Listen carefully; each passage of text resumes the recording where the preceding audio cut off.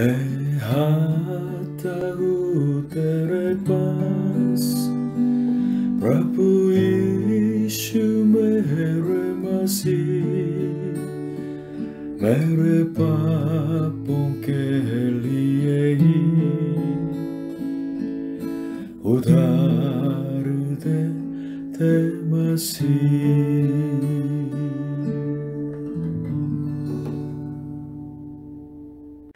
Hallelujah. प्रभु यीशु मसीह जी आप सभी को आशीष दे। 1832 साल में जर्मन का एक आदमी मिस्टर कार्ल किचलॉफ, वो कोरिया में सबसे पहले प्रोटेस्टेंट मिशनरी के रूप में पश्चिम जो समुद्र के पास एक जो तप कोदे 2 में आया था, उसने चाइनीज में लिखी हुई बाइबल को दिया था। इसके बाद अनेक मिशनरीज कोरिया में आके उन्होंने परमेश्वर के वचन को तो बांटा है। उनमें से काफ़ी लोग तो बीमारी से मर गए और कुछ लोग तो शहीद हो चुके थे, लेकिन जो परमेश्वर के वचन के बीज उन्होंने जो बोया था कोरिया में बहुत फलदायक हो चुके हैं। परमेश्वर के वचन का बीज 100 गुना फल लाया है और कोरिया अभी जो देख रहे हैं उसको बनाया है। परमेश्वर के वचन के प्रचार की वजह से कोरिया में अनेक तरह के परिवर्तन आ गया था। पहले यह है कि कोरिया व्यर्थ जो देवी देवता को छोड़ के, मूर्ति पूजा को छोड़ के, वहाँ से उनसे बिल्कुल स्वतंत्र होके सच्चे परमेश्वर का दर्शन पाया है और परमेश्वर का धन्यवाद करने लगे। और प्रभु यीशु मसीह के नाम से अनेक लोग तो उन्होंने चंगाई पा ली है और दुष्ट आत्माएं निकल गई हैं। और जो अंधकार की शक्ति इस देश को बिल्कुल अपने काबू में लिया था, वो वास्तव में चला गया और परमेश्वर के जीवन की ज्योति चमकी। और हमारे समाज में धार्मिकता, ईमानदारी, समानता और मनुष्य के जो मानवाधिकार का मूल्य और पढ़ाई और स्वास्थ्य की बढ़ोतरी हो गई। जब हमने प्रभु ईश्वर पर विश्वास किया, परमेश्वर ने आकाश और पृथ्वी के आशय को उंडेल दिया है। अभी भी अनेक कलीसिया चर्च के लोग तो परमेश्वर के वचन के बीज को लेके संसार के कोने कोने में जाके बांटते हैं, बोते हैं। इसलिए आज के उपदेश का शीर्षक है बीज बोने वाले का दृष्टांत। आज के वचन लूका रचित सुसमाचार 8 अध्याय 4 से लेके 8 तक। जब बड़ी भीड़ इकट्ठी हुई और नगर नगर के लोग उसके पास यानी यीशु मसीह के पास चले आते थे, तो उसने दृष्टांत में कहा कि एक बोने वाला बीज बोने निकला। बोते हुए कुछ मार्ग के किनारे गिरा और रौंदा गया और आकाश के पक्षियों ने उसे चुग लिया। और कुछ चट्टान पर गिरा और उपजा, परंतु तड़ी न मिलने से सूख गया। कुछ झाड़ियों के बीच में गिरा और झाड़ियों ने साथ साथ बढ़कर उसे दबा लिया। और कुछ अच्छी भूमि पर गिरा और उग कर 100 गुना फल लाया। यह कहकर उसने ऊंचे शब्द से कहा, जिसके सुनने के कान हो वह सुन ले। प्रभु यीशु जी इस दृष्टांत का अर्थ समझाते हैं। पहले पॉइंट 1, मार्ग के जो किनारे गिरे। 11-12 में दृष्टांत यह है, बीज तो परमेश्वर का वचन है और मार्ग के किनारे के वे हैं जिन्होंने सुना, तब शैतान आकर उनके मन में से वचन उठा ले जाता है कि कहीं ऐसा न हो कि वह विश्वास करके उद्धार पाएं। प्रभु यीशु शुरू से परमेश्वर के राज्य के बारे में प्रचार किया था। जो शैतान के दास्ताव में हैं पापी लोग, जब परमेश्वर के वचन सुनते हैं और प्रभु ईश्वर पर विश्वास करते हैं, तो परमेश्वर के राज्य के प्रजा बन जाते हैं। इसलिए लूका 8:10 में प्रभु ने कहा कि तुमको परमेश्वर के राज्य के भेदों की समझ दी गई है। प्रभु यीशु जी ने परमेश्वर के वचन को यहाँ बीज से तो तुलना की है।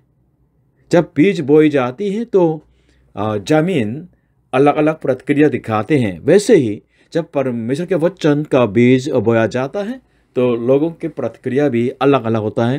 पहले प्रतिक्रिया, पहले रिस्पॉन्स क्या है? उन बीज जैसे हैं जो सड़क पर गिरे गए। तो क्या हो गया? पक्षियों ने उसको चुग लिया है, रौंदा गया और आकाश के पक्षियों ने उसे चुग लिया, ऐसे 5वीं में लिखा था ना। मतलब क्या है? वचन तो सुनते हैं लेकिन शैतान उनसे वचन को छीन ले जाता है। शैतान का मकसद समझ लीजिए, वो हमेशा ये चाहता है कि आप प्रभु यीशु पर विश्वास न करें और उद्धार खो दें। 12वीं में क्या है? कहीं ऐसा न हो कि वे विश्वास करके उद्धार पाएं। इसलिए जब जब हम वचन के जो बीज बोया जाता है जहां जहां, और जब हम आराधना करना चाहते हैं, तो हमें प्रार्थना इस तरह करनी है कि प्रभु यीशु के नाम से वचन को छीनने वाला शैतान दूर भाग जा। हालेलुया। और जब प्रभु यीशु के वचन लोग सुनते हैं तो उनके लिए हम प्रार्थना करें, प्रभु उनके मन में विश्वास उत्पन्न होने दे ताकि ये उद्धार पा सके। हालेलुया। पॉइंट 2, चट्टान पर सीड्स फेल ऑन रॉक। 13वीं में लिखा है, चट्टान पर के वे हैं कि जब सुनते हैं तो आनंद से वचन को ग्रहण तो करते हैं, परंतु जड़ न पकड़ने से वे थोड़ी देर तक विश्वास रखते हैं और परीक्षा के समय बहक जाते हैं। दूसरा प्रतिक्रिया यह है कि उनके जैसे जो चट्टान पर गिर गया जो बीज, मतलब क्या है? उन विश्वास रखने वालों के बारे में है जो वास्तव में जड़ नहीं पकड़ने पाते हैं, जड़ नहीं रख पाते हैं, उनके जो बुनियाद मौजूद नहीं है। कुछ चट्टान पर गिरा और उपजा, परंतु तड़ी न मिलने से सूख गया। वचन तो सुना है, आनंद से लिया है, लेकिन चट्टान पर है ना, इसलिए तड़ी नहीं है, ऐसा वातावरण नहीं है, इसलिए क्या है? जड़ नहीं रख पाया है, सूख गया है। जब बिल्कुल गर्म हवा चलती है या सूर्य तो आने लगते हैं तो वो सहा नहीं पाते हैं, तो बिल्कुल सूख जाता है। थोड़े समय के लिए तो आनंद से वचन लेते हैं, लेकिन बिल्कुल मजबूत नहीं है बुनियाद, इसलिए जब परीक्षा आती है तो बहक जाते हैं, प्रभु यीशु को इनकार करते हैं। हमें ये चुनौती है कि वास्तव में हम कैसे परीक्षा के समय विजय पा सकते हैं। ऐसे विजय पाने वाले जो विश्वास के जो गुप्त की बात क्या है, ऐसे पूछेंगे तो 3 बातें मन में आ जाती है। पहले क्या है?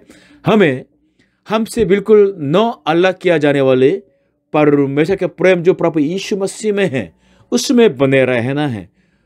परमेश्वर के प्रेम को जानें और उनके प्रेम में बने रहें। परमेश्वर का प्रेम मेरे से बिल्कुल अलग नहीं किया जा सकता है। अगर ये बिल्कुल आश्वस्त करेंगे तो आप विजय पा सकते हैं। दूसरा, प्रभु यीशु मसीह के सच्चे वचन के ऊपर भरोसा रखना है। ये संसार बिल्कुल खत्म हो जाने वाला है, आकाश बिल्कुल उड़ जाएंगे और पृथ्वी खत्म हो जाएंगे, लेकिन अटल वचन प्रभु यीशु मसीह का है। इसलिए प्रभु यीशु मसीह के वचन का आश्वासन रखना तो सच में विजय पाने का बिल्कुल कारण है। और तीसरा, इस दुनिया में सबसे महत्व कौन है? प्रभु यीशु मसीह है। इसलिए प्रभु यीशु मसीह के लिए अपने प्राण देने वाले शहीद का विश्वास आ जाएंगे तो आप विजय पा लेंगे। चट्टान पर गिरने वाले ऐसे बीज जैसे नहीं बन जाएंगे। हालेलुया। पॉइंट 3, झाड़ियों में सीड्स फेल अमंग थॉर्न्स। 14वीं में लिखा है, जो झाड़ियों में गिरा सो वे हैं जो सुनते हैं, पर होते होते चिंता और धन और जीवन के सुख विलास में फंस जाते हैं और उनका फल नहीं पकता। यह तीसरा प्रतिक्रिया है। झाड़ियों में गिरे हुए बीज के हालत जैसे उनके बारे में है जो वास्तव में जीवन को व्यस्त करने वाले हैं। सुनते तो हैं और होते होते क्या हो जाते हैं? संसार से बिल्कुल आकर्षित होकर चिंता करते हैं, धन और जीवन के सुख विलास में फंस जाते हैं, इसलिए उनका फल नहीं पकता।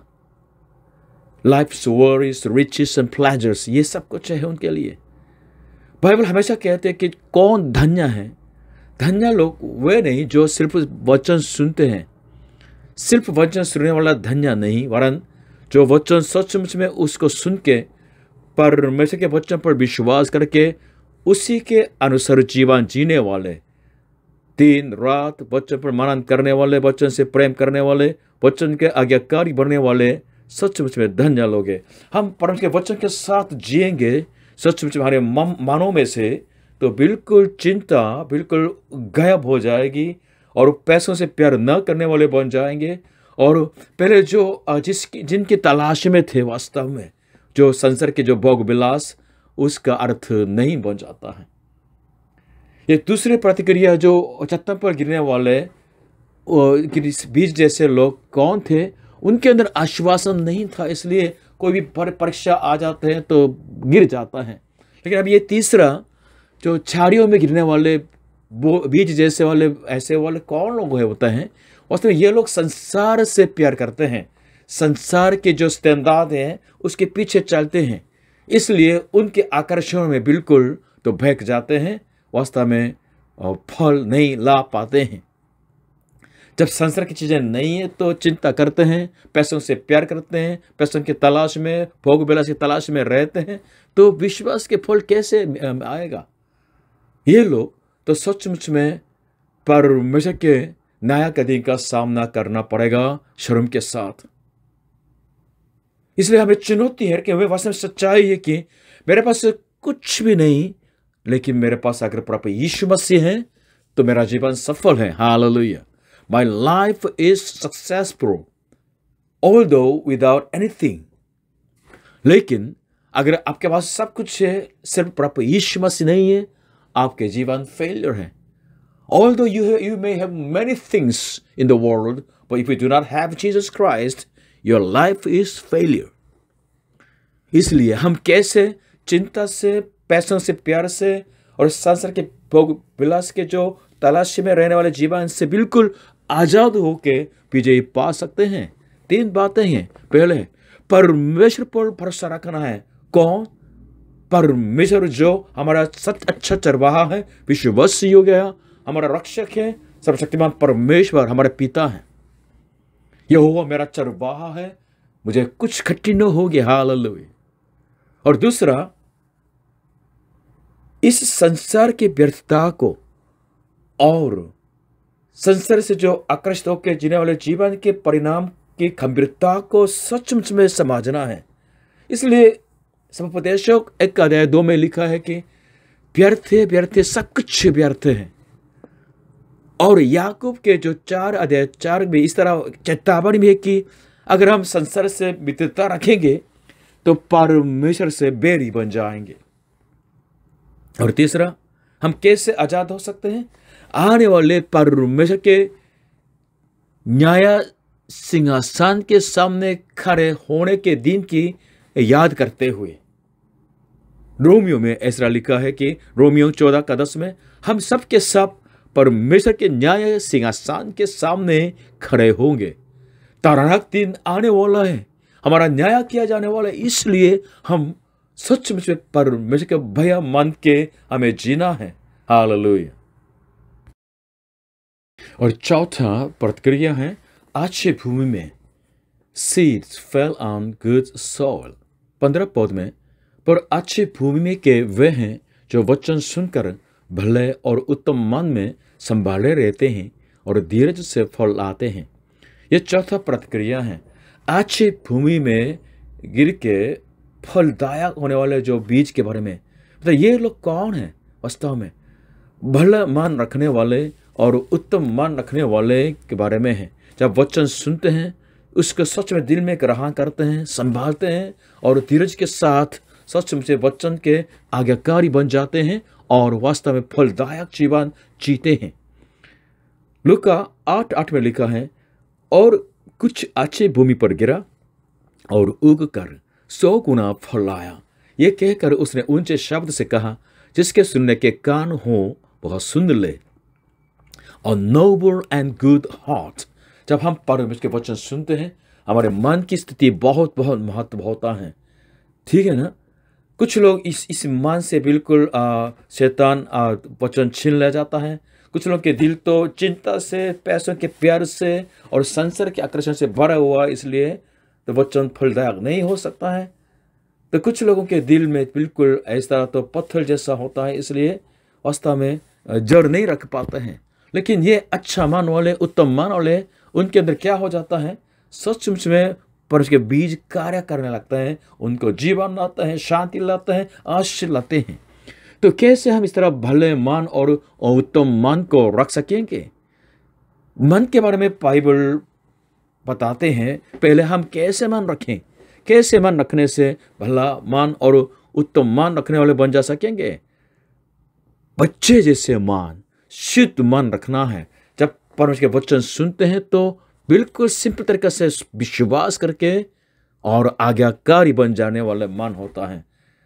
प्रभु यीशु ने मरकुस रचित समाचार 10 अध्याय 14 से 15 से कहा कि यीशु ने यह देख क्रोध होकर उनसे कहा, बालकों को मेरे पास आने दो और उन्हें मना न करो, क्योंकि परमेश्वर का राज्य ऐसों ही का है। मैं तुमसे सच कहता हूं कि जो कोई परमेश्वर के राज्य को बालक की नाई ग्रहण न करे, वह उसमें कभी प्रवेश करने न पाएगा। बालकों की नाई ग्रहण करने वाले, हालेलुया, बहुत जरूरी होता है। और दूसरा मान कैसा मान है? प्रभु यीशु पर भरोसा रख के प्रभु यीशु में बने रहने वाले होते हैं। प्रभु यीशु के साथ एकत्रित होने वाले मन होता है। यूहन्ना 15:5 में इस तरह प्रभु यीशु जी ने कहा कि मैं दाखलता हूं, तुम डालियां हो। जो मुझ में बना रहता है और मैं उसमें, वो बहुत फल फलता है, क्योंकि मुझसे अलग होकर तुम कुछ भी नहीं कर सकते।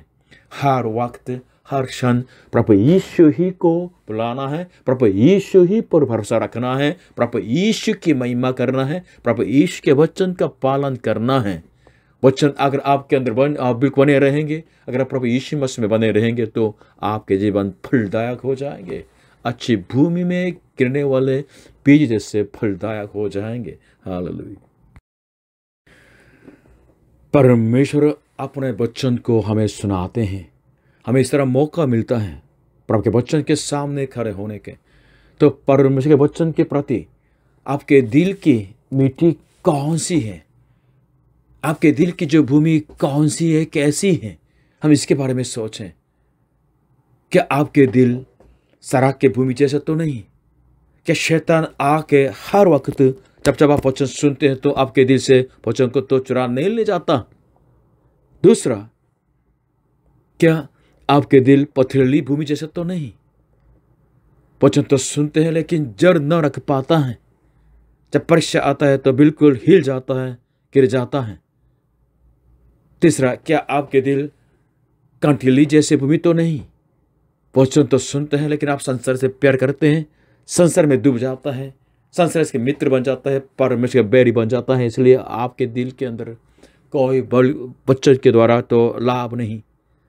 या आपके दिल अच्छी भूमि जैसे तो नहीं, सचमुच में बच्चे जैसे परमेश्वर पर भरोसा रखते हुए प्रभु के वचन का पालन करने वाले तो नहीं। कौन से हैं आपके? यह स्पष्ट है कि परमेश्वर के वचन में कोई कमी नहीं। परमेश्वर के वचन जब सच में कार्य करता है तो आदमी को बचाता है, आदमी में शांति लाते हैं, पाप क्षमा लाता है, आदमी को शुद्ध करते हैं, आदमी को प्रभु यीशु के समर्थ में बदल डालता है, सचमुच में आशीष लाता है। इसलिए समस्या परमेश्वर के वचन में नहीं, समस्या पापी लोगों के जीवन के अंदर है, उनके दिल के अंदर है। इसलिए परमेश्वर के वचन को सुनते हुए भी ठीक से प्रतिक्रिया नहीं कर पाते। ये सड़क के भूमि जैसे, या पथरीली भूमि जैसे, या झाड़ियों के कंटीले की भूमि जैसे आपके कौन सा है? हालेलुया। परमेश्वर के वचन तो सब सुनते हैं, लेकिन कौन परमेश्वर के वचन के द्वारा धन्य हो जाते हैं? कौन परमेश्वर के वचन के द्वारा फलदायक जीवन जीते हैं? वह लोग जो अपने मन की रक्षा करते हैं। तो मैं 2 पौधों को आपके सामने सुनाना चाहूँगा। पहले नीति वचन 4 अध्याय 23 पे, सबसे अधिक अपने मन की रक्षा कर, क्योंकि जीवन का मूल स्रोत वही है। जब वचन आप सुनते हैं तो अपने मन को ठीक से तैयार नहीं करते हैं तो कोई फायदा नहीं, वचन के आशीष आप नहीं पा सकेंगे। अनंत जीवन भी नहीं पा सकेंगे। इसलिए अपने मन को ठीक से तैयार करना है। कैसे हम मन को तैयार करना है, इसके बारे में अगर पूछना है तो रोमियो की किताब 10 अध्याय 8 से लेके 10 तक सुनिएगा। परंतु वह क्या कहती है, यह कि वचन तेरे निकट है, तेरे मुंह में और तेरे मन में है। यह वही विश्वास का वचन है जो हम प्रचार करते हैं कि यदि तू अपने मुंह से यीशु को प्रभु जानकर अंगीकार करे और अपने मन से विश्वास करे कि परमेश्वर ने उससे मरे हुओं में से जिलाया, तो तू निश्चय उद्धार पाएगा। क्योंकि धार्मिकता के लिए मन से विश्वास किया जाता है और उद्धार के लिए मुंह से अंगीकार किया जाता है। हालेलुया। जब आप वचन सुनते हैं तो सिर्फ धार्मिक इंजॉय की भावना में मत डूब जाइएगा। सिर्फ सुनने के लिए नहीं है, और मानना है, मानना है, दिल से मानना है। विश्वास का वचन कहलाया गया ना, तेरे मुंह में और तेरे मन में है, यह वही विश्वास का वचन है। जब वचन, परमेश्वर का वचन आप सुनते हैं तो विश्वास से बिल्कुल जोड़ लेते हैं, तो ये कार्य करता है, आपको बचाएंगे। अगर आप प्रभु यीशु के बारे में सुनते हैं तो प्रभु यीशु को मेरे प्रभु के रूप में, मुक्तिदाता के रूप में, मृत्यु में से जिलाए गए मेरे मुक्तिदाता के रूप में आप मान जाएंगे तो आप निश्चय उद्धार पाएंगे। इसलिए जब आप वचन सुनते हैं, कभी भी शैतान से इसको मत खो दीजिएगा, और कभी भी बिल्कुल परीक्षा के समय बिल्कुल मत हारिएगा, और संसार से प्यार मत कीजिएगा। वरन सचमुच में अच्छे दिल के बनने के लिए आप प्रार्थना करें, प्रभु मेरे दिल को छू ले, प्रभु मेरे दिल को छू ले। बच्चे के जैसे ऐसे दिल मेरे को दे दे, ताकि मैं शुद्ध विवेक से और विश्वास के साथ शुद्ध भरोसा रख के आपके ऊपर मैं आपके लिए जीऊं। प्रभु मेरे ऊपर दया कर, आपके वचन मेरे जीवन में 100 गुना फल लाने पाए, मैं धन्य आप व्यक्ति बनने पाए। Hallelujah, hallelujah. प्रभु यीशु मसीह अपने बच्चों के द्वारा आपको आशीष दे। आमीन।